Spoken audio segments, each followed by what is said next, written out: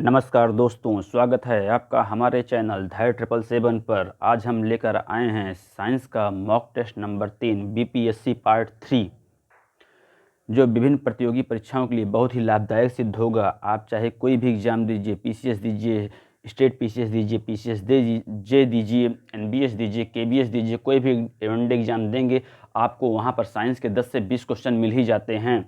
अगर आप बीपीएससी देने जा रहे हैं, वहाँ पर आपको साइंस के 35 से 40 क्वेश्चन मिल जाएंगे। अतः इसीलिए प्रत्येक क्वेश्चन को सावधानीपूर्वक सॉल्व कीजिए और अपना स्कोर की देखिए कितना हम क्वेश्चन सही कर पा रहे हैं। चलिए आइए हम बात करते हैं क्वेश्चन नंबर 1 की। लार किसके पाचन में सहायक होती है? A protein, B starch, C fibre, D वसा। चलिए आप लोग बताइए इसका आंसर क्या होगा। देखिए इसका जो आंसर होगा वो होगा स्टार्च। ऑप्शन बी इसका आंसर सही होगा। लेकिन स्टार्च होता क्या है? स्टार्च एक पॉलीसैकेराइड कार्बोहाइड्रेट है। पॉलीसैकेराइड कार्बोहाइड्रेट है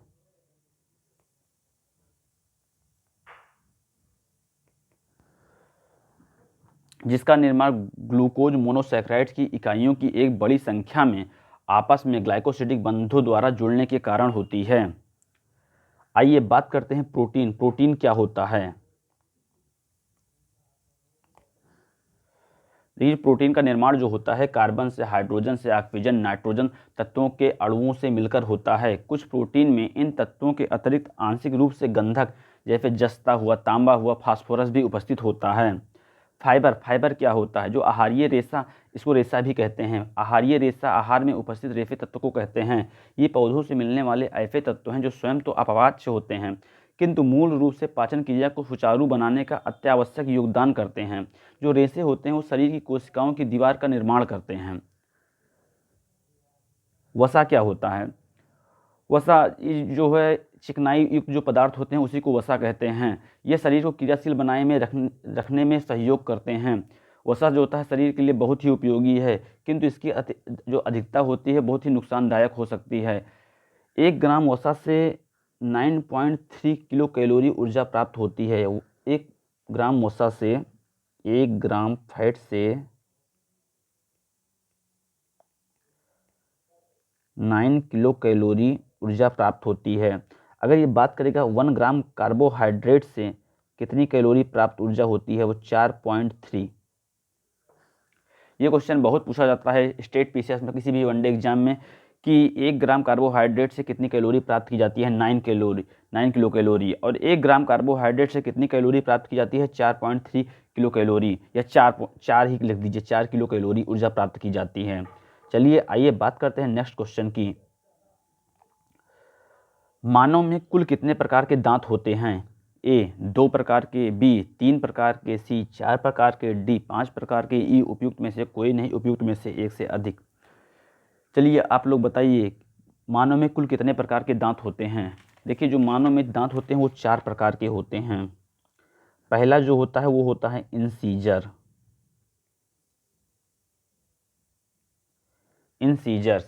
दूसरा जो होता है वो होता है कैनाइन, CAN, कैनाइन्स। तीसरा जो होता है वो होता है प्रीमोलर। जो चौथा होता है वो होता है मोलर। 2, 3, 4। तो यहाँ पर पूछ रहा है मानव में कुल कितने प्रकार के दांत होते हैं। जी हाँ दोस्तों, हम लोगों में जो दांत होते हैं वो 4 प्रकार के होते हैं। पहला इंसीजर, दूसरा कैनाइन, तीसरा प्रीमोलर, चौथा मोलर। चलिए आइए बात करते हैं नेक्स्ट क्वेश्चन की। मानव का सामान्य रक्तचाप कितना होता है? ए 190/200 mmHg, बी 120/80 mmHg, सी 80/120 mmHg, डी 90/50 mmHg, ई उपयुक्त में से कोई नहीं, उपयुक्त में से एक से अधिक। चलिए आप लोग बताइए हम लोग का जो ब्लड प्रेशर होता है वो कितना होता है? ब्लड प्रेशर जो हम लोगों का होता है नॉर्मल कितना होता है? बीपी जिसको कहते हैं, वो होता है 120/80 mmHg। इस हिसाब से इसका आंसर जो होगा वो होगा बी 120/80 mmHg। जो ब्लड प्रेशर को नापने वाली मशीन होती है उसको स्फेग्नोमैनोमीटर कहा जाता है।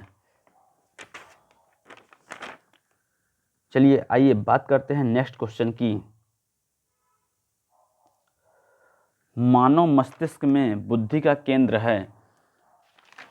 चलिए आप लोग बताइए इसमें आंसर कौन सा सही होगा। विकल्प ए सेरिबेलम, विकल्प बी सेरिब्रम, विकल्प सी मेडुला ऑब्लोंगाटा, विकल्प डी उपयुक्त में से कोई नहीं, विकल्प ई उपयुक्त में से कोई नहीं या उपयुक्त में से एक से अधिक।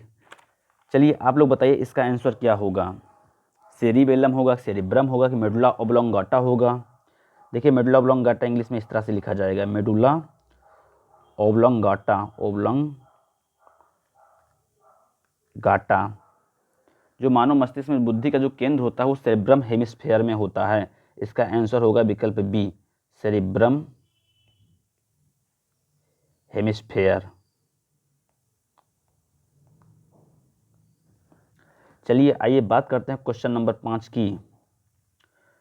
जो मानव त्वचा का रंग बनता है, ए हीमोग्लोबिन से, बी रोडोप्सिन से, सी लाइकोपिन से, डी मेलानिन से, ई उपयुक्त में से कोई नहीं, उपयुक्त में से एक से अधिक।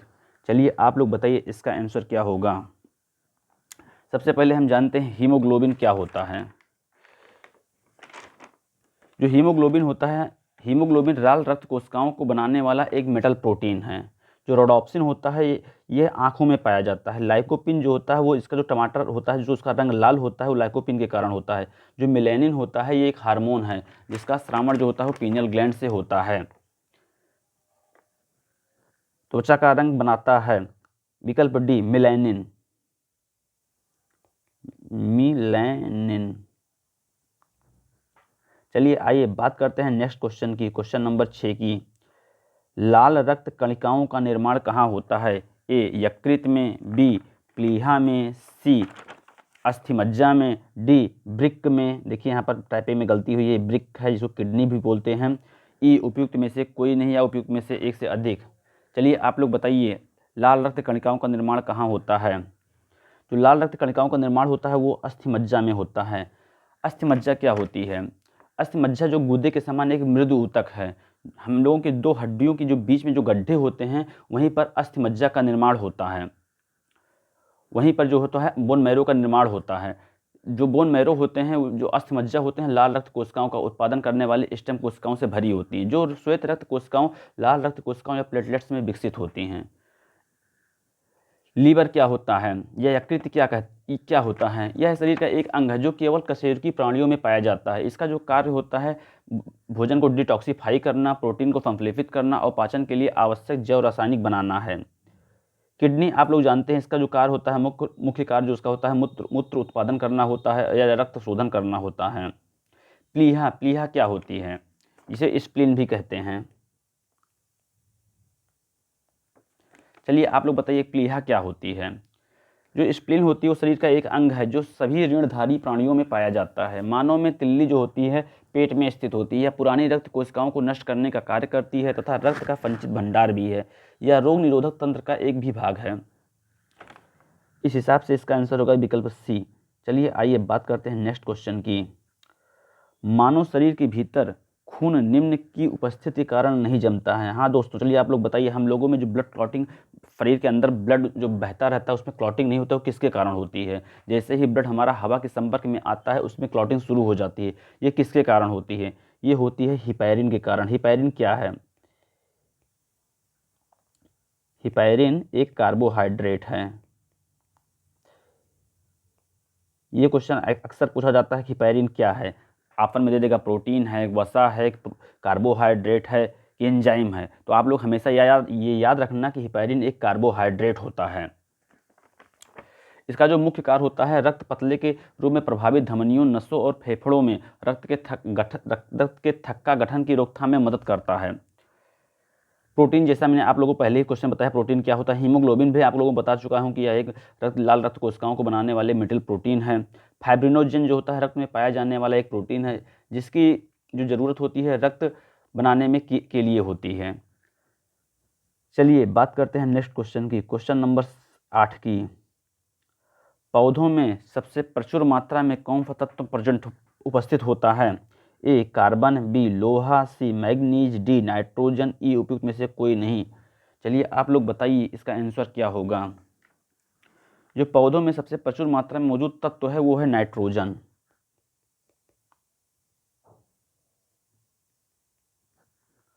इसका आंसर होगा विकल्प डी। चलिए बात करते हैं क्वेश्चन नंबर 9 की।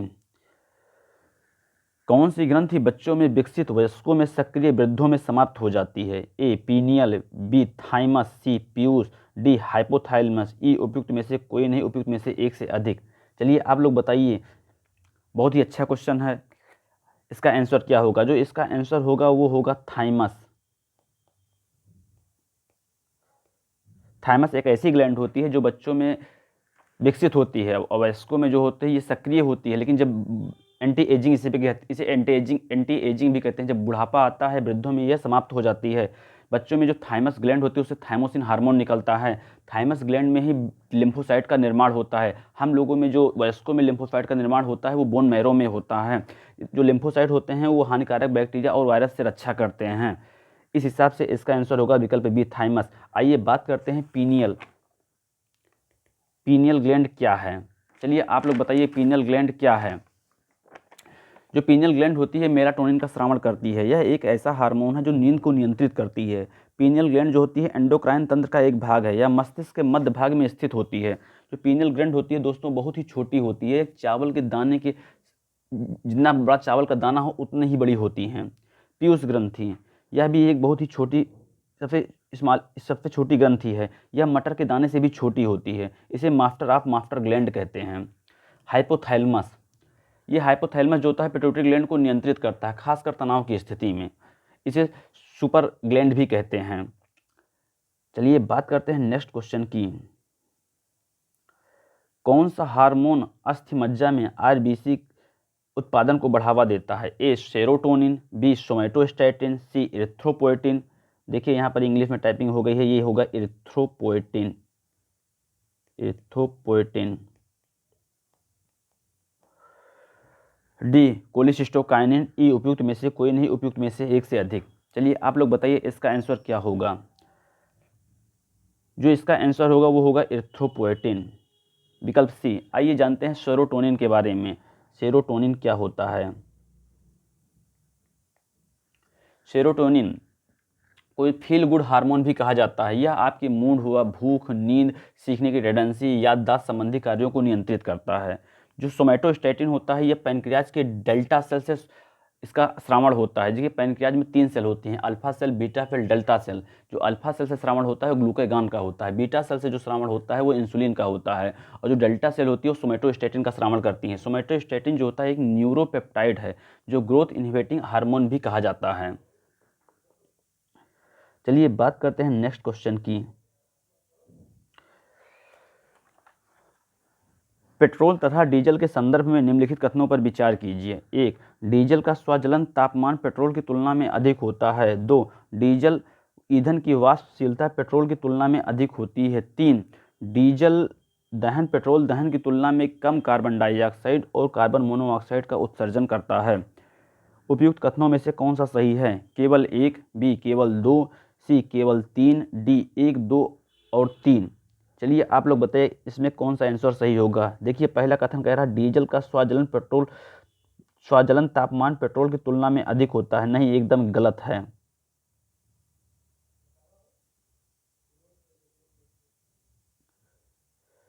बी डीजल जो है डीजल ईंधन की वाष्पशीलता पेट्रोल की तुलना में अधिक होती है, ये भी गलत है। डीजल दहन पेट्रोल दहन की तुलना में कम कार्बन डाइऑक्साइड और कार्बन मोनोऑक्साइड का उत्सर्जन करती है, बिल्कुल सही है। इस हिसाब से जो इसका आंसर होगा वो होगा विकल्प 3। चलिए बात करते हैं नेक्स्ट क्वेश्चन की। चश्मा बनाने में प्रयोग किया जाने वाला प्रकाशीय कांच किससे बनता है। ए फ्लेंट कांच, बी क्रूक्स कांच, सी स्फटिक कांच, डी तापसाह कांच, ई उपयुक्त में से कोई नहीं, उपयुक्त में से एक से अधिक। चलिए आप लोग बताइए इसका आंसर क्या होगा। सबसे पहले हम जानते हैं ग्लास या कांच के बारे में, ये होता क्या है। कांच जो होता है एक अक्रिस्टलीय ठोस तथा अतिशीतित द्रव है। यह विभिन्न धातुओं से सिलिकेटों का सामग्री मिश्रण होता है। जो कांच के प्रकार हैं वो होता है फ्लिंट कांच, क्रूस कांच, स्फटिक कांच, तापसा कांच। जो फ्लिंट कांच होता है यह सोडियम, पोटेशियम और लेड सिलिकेटों का मिश्रण होता है। इसका जो उपयोग होता है मित्रों वो विद्युत बल्ब बनाने में, टेलीस्कोप के लेंस बनाने में, कैमरा बनाने में, प्रिज्म चश्मा बनाने में सभी में किया जाता है। जो क्रूस कांच होता है इसका मुख्यतः सोडियम ऑक्साइड तथा सिलिका का होता है। यह हानिकारक पराबैंगनी किरणों को अवशोषित कर लेता है, अतः इसका उपयोग जो होता है धूप के चश्मे बनाने में किया जाता है। तीसरा है स्फटिक कांच। इसमें क्या होता है, यह सिलिका को पिघलाकर प्राप्त किया जाता है, अतः इसे सिलिका कांच भी कहते हैं। इसका उपयोग जो होता है मुख्यतः प्रयोगशाला उपकरण बनाने में किया जाता है। तापसह कांच, इसे मुख्य रूप से सिलिका तथा बोरान ऑक्साइड होता है। इसका तापीय प्रसार अपेक्षाकृत कम होता है, अतः इसका उपयोग प्रयोगशाला उपकरण बनाने में किया जाता है। तो यहाँ पर पूछ रहा है चश्मा बनाने में प्रयोग किया जाने वाला प्रकाशीय कांच किससे बना होता है। जी हाँ दोस्तों, चलिए आप लोग बताइए इसका आंसर क्या होगा। जो इसका आंसर होगा वो होगा फ्लिंट कांच, विकल्प ए सही है। चलिए बात करते हैं नेक्स्ट क्वेश्चन की। रात्र में आकाश में तारे टिमटिमाते हैं क्योंकि ए तापमान के परिवर्तन के कारण वायुमंडल का अपवर्तनांक बदल जाता है, बी स्पंदों के रूप में तारे प्रकाश उत्सर्जित करते हैं, सी विभिन्न तारों से आने वाले प्रकाश का व्यतिकरण होता है, डी प्रकाश का विवर्तन होता है, ई उपयुक्त में से कोई नहीं, उपयुक्त में से एक से अधिक। चलिए आप लोग बताइए इसका आंसर क्या होगा।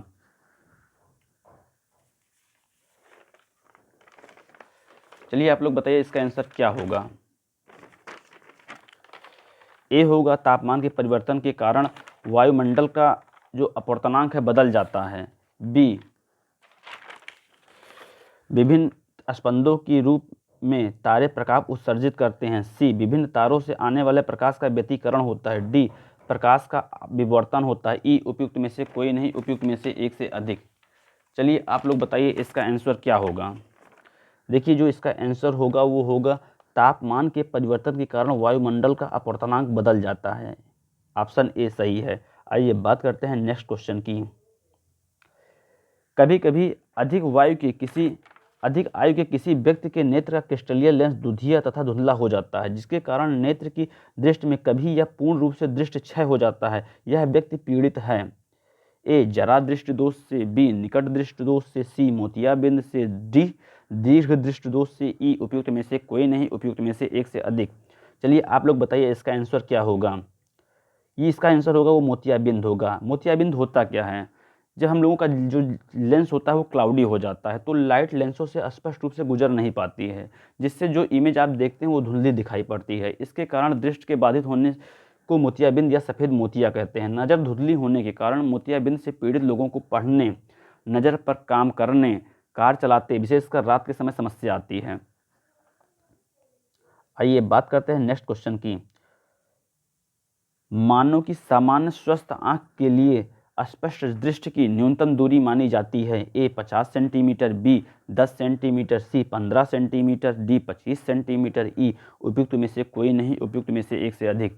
चलिए आप लोग बताइए इसका आंसर क्या होगा। जो इसका आंसर होगा वो होगा 25 सेंटीमीटर, विकल्प डी सही है। चलिए आइए बात करते हैं नेक्स्ट क्वेश्चन की।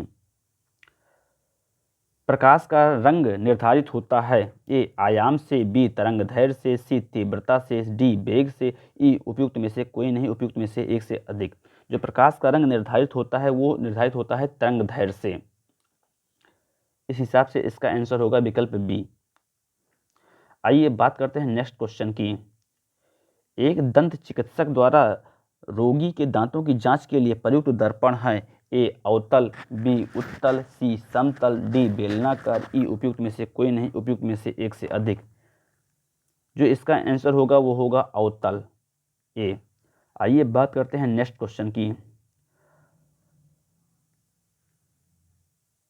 पानी का अधिकतम घनत्व होता है, ए -100 सेंटीग्रेड पर, बी -4 सेंटीग्रेड पर, सी 0 सेंटीग्रेड पर, डी -4 सेंटीग्रेड पर। डी उपयुक्त में से कोई नहीं, उपयुक्त में से एक से अधिक। जो पानी का अधिकतम घनत्व होता है वो होता है 4 सेंटीग्रेड, 4 सेंटीग्रेड पर। इस हिसाब से इसका आंसर होगा विकल्प बी। आइए बात करते हैं नेक्स्ट क्वेश्चन की। प्रकाश विकिरणों की प्रकृति होती है तरंग के समान, कण के समान, तरंग एवं कण के दोनों के समान। डी, तरंग एवं कण किसी के समान नहीं। ई, उपयुक्त में से कोई नहीं, उपयुक्त में से एक से अधिक। चलिए आप लोग बताइए इसका आंसर क्या होगा। जो प्रकाश विकिरणों, जिसकी यहाँ विकिरणों ऐसे रहेगा, विकिरणों, टाइपिंग में गलती हुई है, विकिरणों। इसका आंसर होगा विकल्प सी, तरंग एवं कण दोनों के समान। आइए बात करते हैं नेक्स्ट क्वेश्चन की। शुष्क बर्फ है, ए ठोस पानी, बी ठोस कार्बन डाइऑक्साइड, सी निर्जल बर्फ, डी ठोस हाइड्रोजन पेरोक्साइड। शुष्क बर्फ क्या होती है? ये होती है ठोस कार्बन डाइऑक्साइड।